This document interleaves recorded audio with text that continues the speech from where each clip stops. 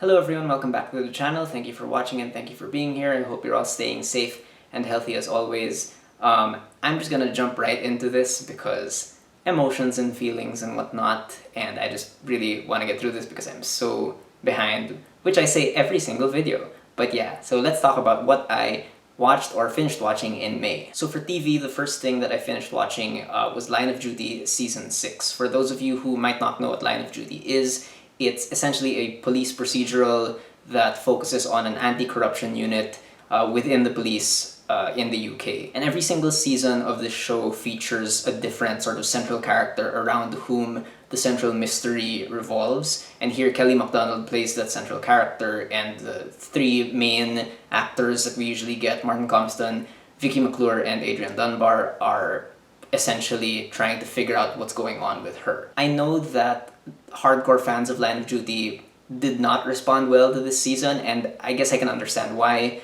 They make certain changes to the formula that has worked so well before in this season, and the results are less than thrilling, especially compared to the last few seasons. But I still do appreciate how the three main characters are still sort of, pushed to the edge of what they're capable of dealing with. Every season that passes, these three main characters seem to be more and more miserable, which is actually something I really appreciate, even if they succeed with their investigations time and time again. And those three actors I mentioned are still really, really good in these roles, especially Adrian Dunbar, who has always been my favorite as Ted Hastings. Unfortunately, the reality of watching a police procedural in 2021 under the sort of intensifying scrutiny that our current climate is putting on the police force, and calls to defund or if not completely abolish certain police bodies.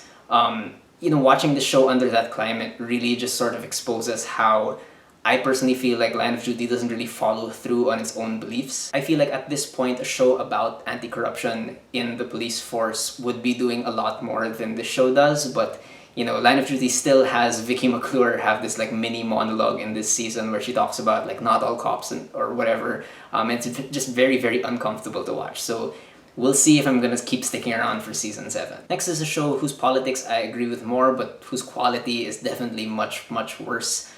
The fourth and final season of Black Lightning. I've been a fan of Black Lightning since the beginning. I really think that first season in particular was kind of special and really was actually trying to say something with all its superhero isms. But this final season really feels like the network or the studio was really just pressuring this whole thing to just wrap up already. Like, it doesn't feel like we had any support, especially financially speaking. Black Lightning has never been like the prettiest looking superhero show out there, but this time it just feels downright cheap. NCW shows and Arrowverse shows are known to be pretty cheesy, but the level of cheese that they achieve in Black Lightning Season 4 is just another level, and it's not very fun to watch. It really feels like you're watching a show die a very slow, embarrassing death.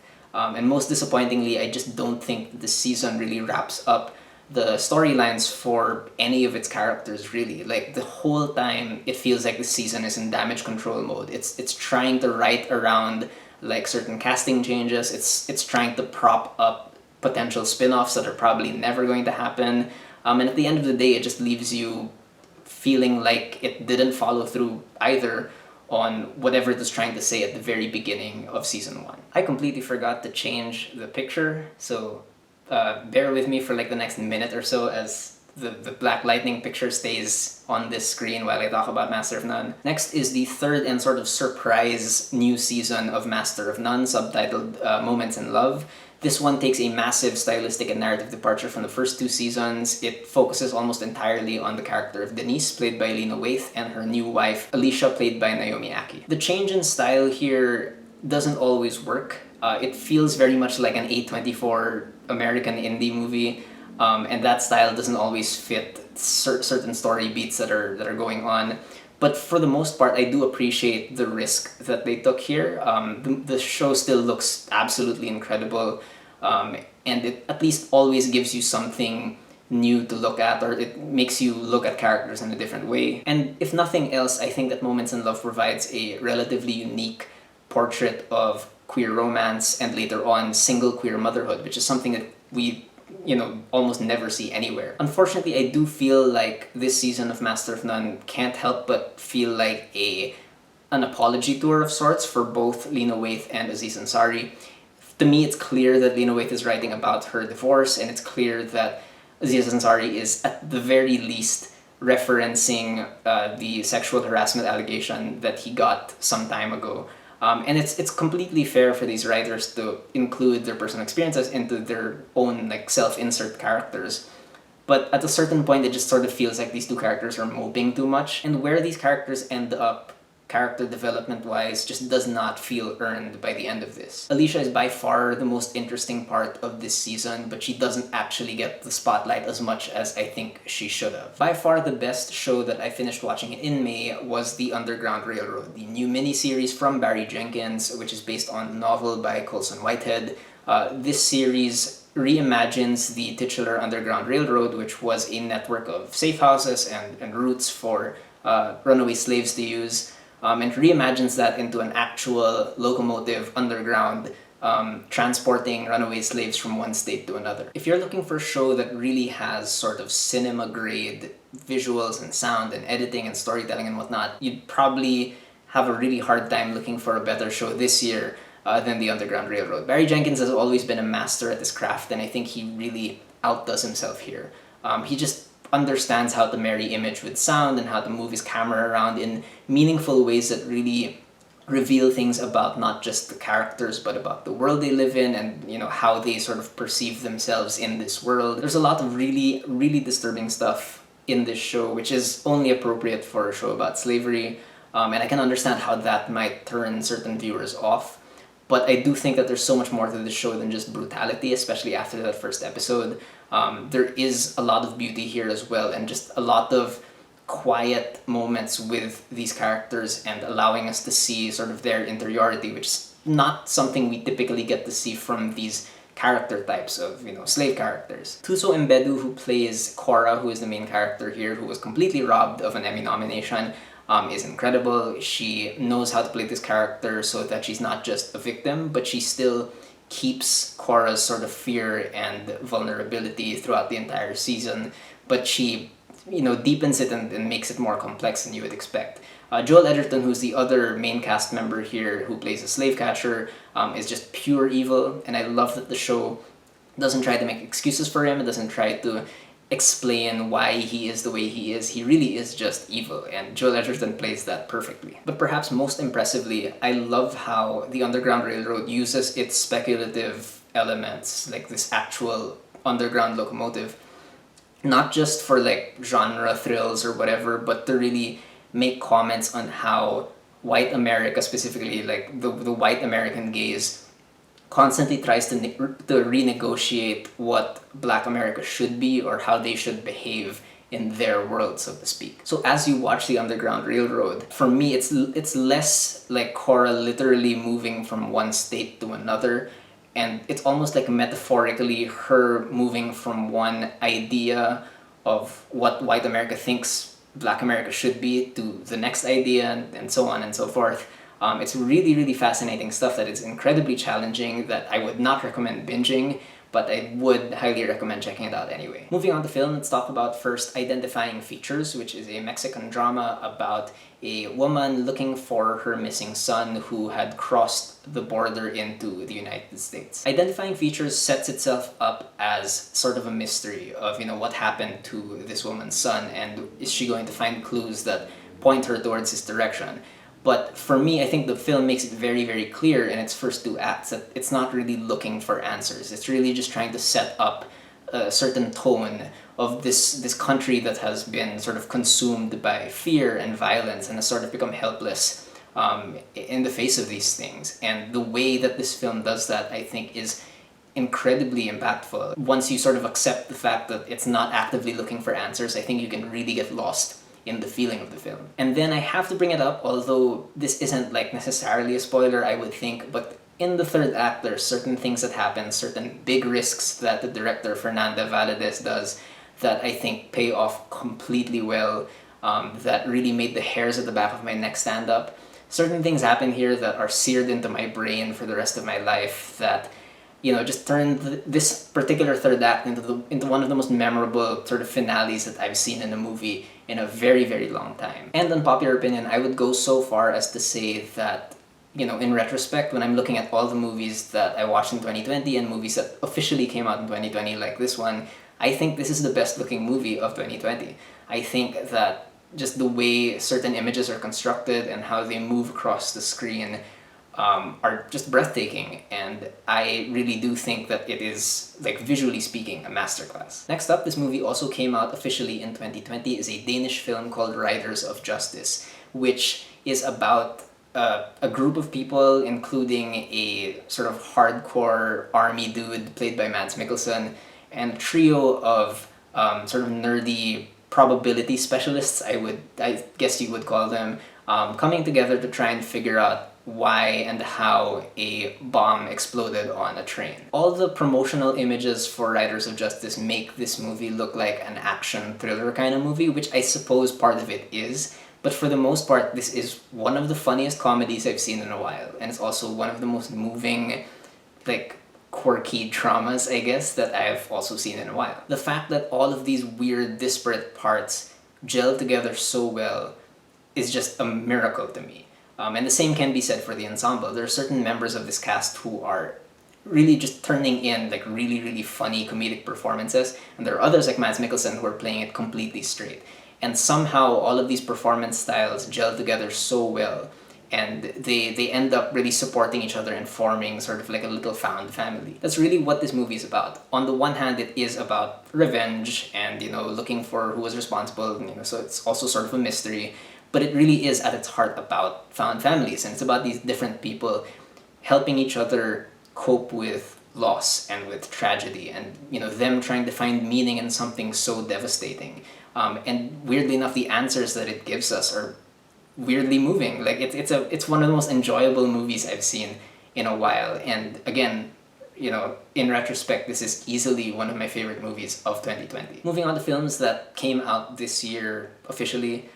First of all, we have Without Remorse, which is another Tom Clancy action thriller whose plot, like, if you were dangling me off a cliff, like, if you told me to try and recount the plot of this movie, I just could not do it. This is just totally generic action fare that has no personality of its own. It exists clearly to set up a Rainbow Six movie, which is bizarre to me because Rainbow Six is already much more popular, so why not just start off with the Rainbow Six movie? I just remember not really caring about what was going on in the story because I didn't really care about the protagonist, and the stakes just didn't feel very high.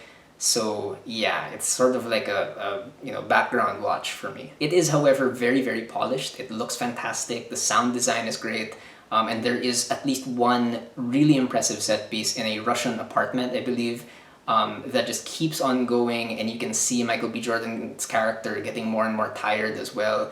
It's a really, really well-constructed action set piece, and I wish the rest of the movie was like that. Next is a movie called Sisters with Transistors, which is a documentary about several women pioneers of electronic music. Now, if you're looking for a documentary that really delves deep into the genre itself and into maybe issues associated with the genre and the people who are producing this kind of music, you're not really gonna get that here. This is really just sort of like a cinematic listicle. It's a series of profiles on individual musicians and artists. So that's definitely pretty disappointing because I do think that there's a deeper story to tell here, but individually these women are still incredible at what they do. Their music is so distinct, not just from popular music but from each other as well. The way they talk about electronic music and sound and the way they sort of compel you to change the way you listen to it is just genius, I think. This movie really allows you to just sort of listen to their music for large chunks of the film, so I still really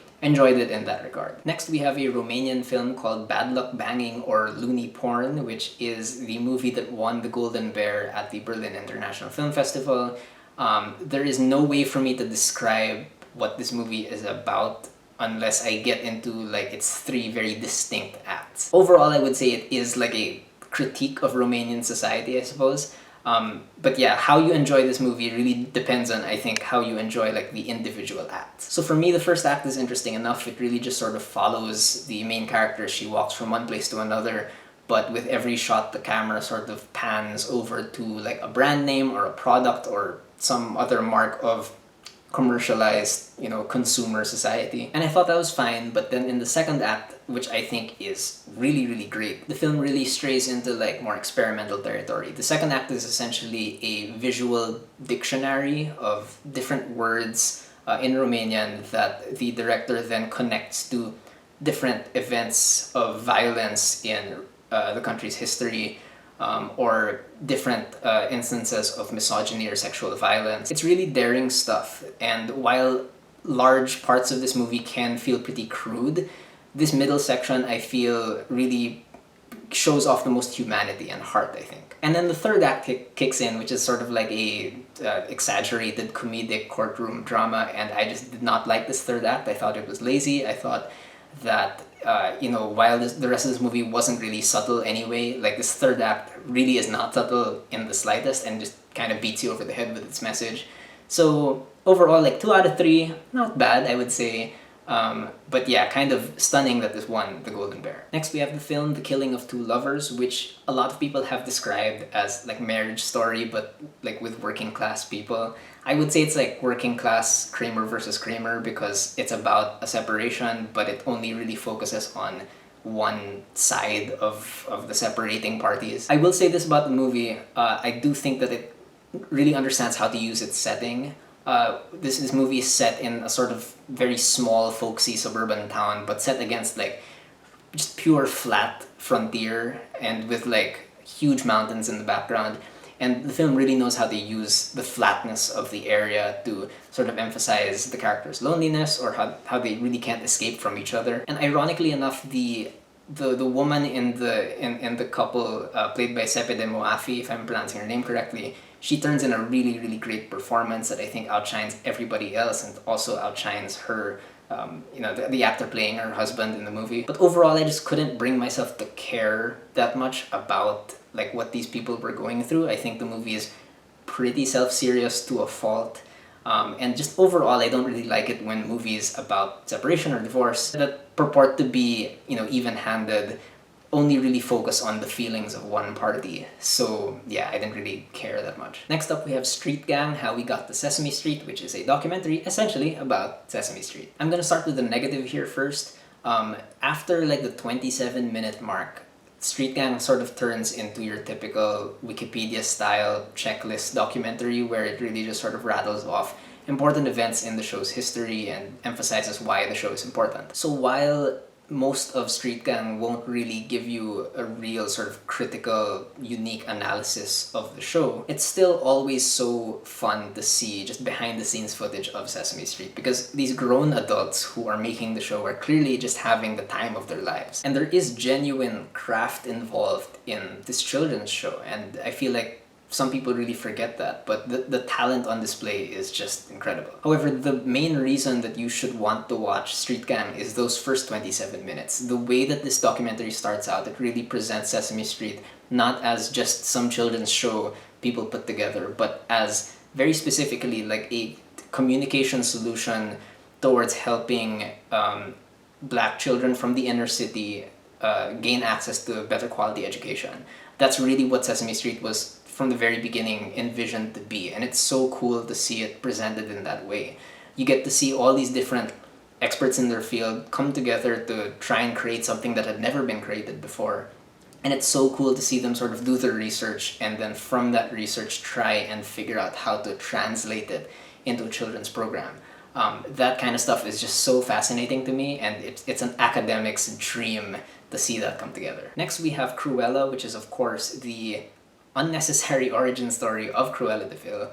For some strange reason, Disney keeps doing this, really just to, take its meanest villains and to show that, oh, they were actually good people too, because this company cannot afford to be viewed as anything less than super conservative, family friendly. To address the elephant in the room, the best part of Cruella is obviously the costume design. I got more thrills out of that than any of like the heist sequences or whatever. I don't even know a whole lot about fashion at all, but the promise of seeing a new outfit on screen was what kept me hooked the entire time. In terms of those heist elements, I just don't think they're that well executed. Craig Gillespie, the director here, also directed I, Tonya, and here it just feels like he's recycling elements from that movie, but very half-heartedly. And the more I think about the story of Cruella, the less sense it makes. We don't need an origin story for every single little element in Cruella de Vil's life. We don't need to keep tying into 101 Dalmatians because it just makes that movie make less sense. Overall, yeah, it's just, again, very blatantly Disney's attempt to sort of, spread its brand a little more and to try and hit different demographics and whatnot. It's very hard now to view, like, original Disney movies outside, like, their sort of branding process. But it is, the movie is overall pretty fun and like stupidly good looking. Finally, the last movie that I wanted to talk about for this video is a small documentary called Beautiful Something Left Behind, directed by Katrine Philp, which is about a grief support group for children called Good Grief, which is a very nice name for a support group. I wanted to save this for last, not just because I personally think it was the best thing I saw in May, but also because it really helped when I was watching it. Because, it's no secret, everybody has had a very difficult time during this pandemic, and I think if we're on YouTube right now and you're watching this, we can count ourselves very lucky as well that we have, access to technology and whatnot. But yeah, not to get into specifics, my family has also lost people during the pandemic, and it has been very difficult to sort of deal with that and think about it. And this movie sort of, I guess, arrived to me at a pretty appropriate time, I would say. So I knew what this movie was about when I was going into it, and I was sort of, steeling myself for talking about grief and whatnot. But surprisingly, while this movie definitely still does talk about that stuff, it's structured in a very unique way, in the sense that there is no real structure. But I don't see that as a negative. I really grew into that lack of structure, and it was something that I sort of became very endeared to. The whole point of this movie is children being allowed to process their grief and their negative feelings at their own pace, on their own terms, whenever they're ready. And the film allows itself to be led by these children, and so it does not have, like, a very fixed outline of what these kids are realizing. Like, there's really none of that. It's a very frank and candid movie, and that frankness is something that I really appreciated, because oftentimes, especially when you're with other people who are also, suffering through the same sort of loss that you've suffered through, it kind of feels like you can be tiptoeing through the subject matter, and I like that this movie doesn't do that. And I do like that the kids in this movie aren't, like, overly precocious, which is not to say that if they were precocious, like, I would have held it against them, not necessarily, but I just like that they're so sweet and innocent and naive to an extent. The most they can do really is to continue engaging in certain rituals that their adult parents do, to keep engaging in play with each other. Some of them understand what these rituals are for, some of them don't, and that's completely fine. But yeah, I went in this movie thinking that there was going to be some sort of grand insight into grief and loss, and there really wasn't. And for some reason, I appreciated it more because of that. I just like that nobody was forcing meaning onto these kids. I think, especially in this country, there's a tendency to instantly try to spin that experience through the lens of, like, this person is in a better place now, or they're in heaven, the whole sort of Christian interpretation of it. But it really feels like these kids have sort of power over their own experiences in this movie, which I really appreciated. And yeah, I just wanted to end with this movie, not because I have anything, like, really long or specific to say about it, but it just made me think about how art about grief can be very specific for different people. Like, I make no promises that this movie is going to affect other people the way it kind of helped me out.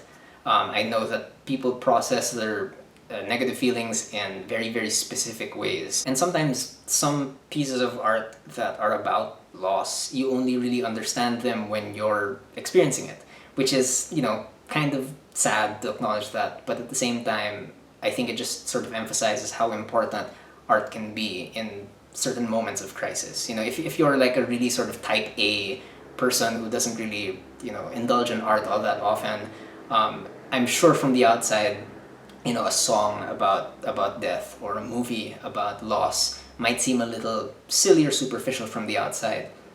But when you yourself are trying to, deal with those questions and with these unimaginable events in your life, I think like there are few things that are better than allowing your experience to be filtered through art as well. So yeah, like it's like in general that's been sort of helping me as well throughout the pandemic.